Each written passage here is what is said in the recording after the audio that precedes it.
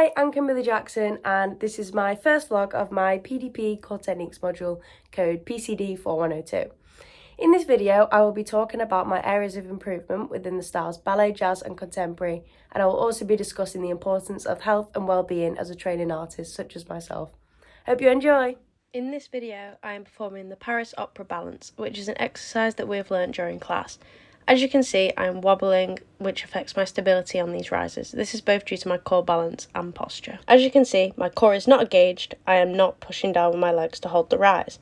My arms are not stable because I'm not engaging my scapula correctly, leading to an incorrect first position where my elbows are drooped and my shoulders are slouched, also contributing to my bad posture.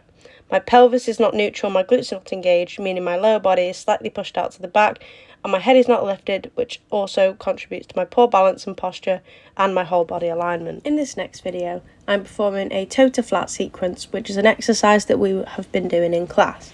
As you can see, my releve is not snatched off. I do not have enough foot strength to push off. You can also see where my foot flexibility requires improvement when I hold my releve still. My heel is only just off the floor and I struggle to keep it there as I hold. This is because my foot muscles are weak. Again, my posture and balance is poor as I keep falling out of these positions, leading back to me not engaging my abdominals, legs and scapula correctly. In the pirouette sequence of this exercise, you can also notice where my points of bad posture, balance and foot strength and flexibility affect the way that I turn. Moving on to jazz. In this video, I am performing a short routine that we have learnt during class. As you can see, my movements look very static and forced, which in turn makes my performance look very amateur and unprofessional. By adding dynamics to each movement, I would be able to accentuate the routine with more confidence, therefore creating a less boring performance. The addition of dynamics would also allow me to accentuate my arm positioning better. This links to my clear, poor alignment of my arms. In jazz, it is important that my arms are in proper alignment to one another. For example, in this following clip where I am performing a pirouette sequence, you can see that my jazz first position is not angled correctly. My elbows are drooped too low, and when I move them out to my second and prep position, they appear weak and not strongly held. This contributes to my poor control during these turns, as my core is not engaged as it should be to hold my arms, meaning I struggle to hold on releve.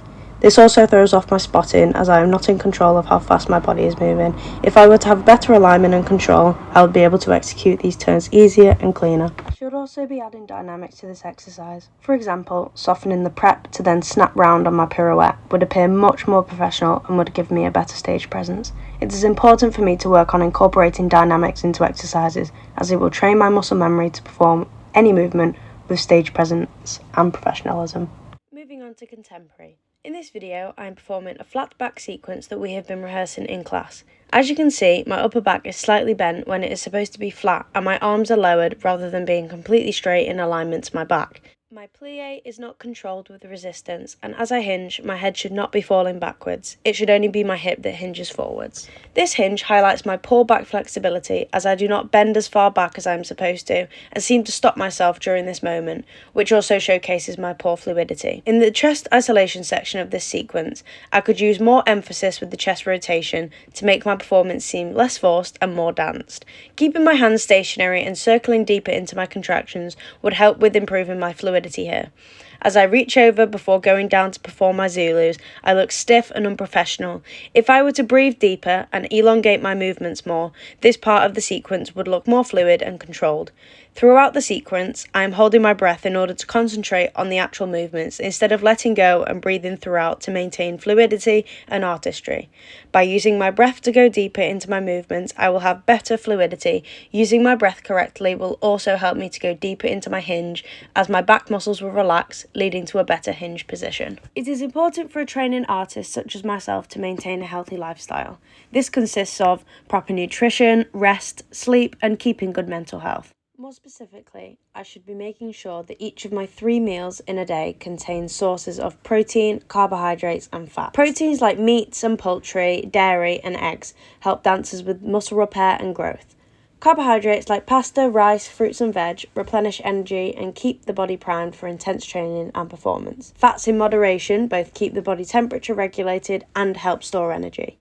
Drinking 2 to 3 litres of water a day will help me replenish the water I lose to sweat. Should be getting 7 to 9 hours of quality sleep a night to help recover muscles, prevent injury and maintain focus and energy. I can maintain good mental health by meditating, writing in a diary, keeping a positive mindset, setting realistic goals, and practicing self-affirmations. Thank you so much for listening. I'll see you on my next vlog.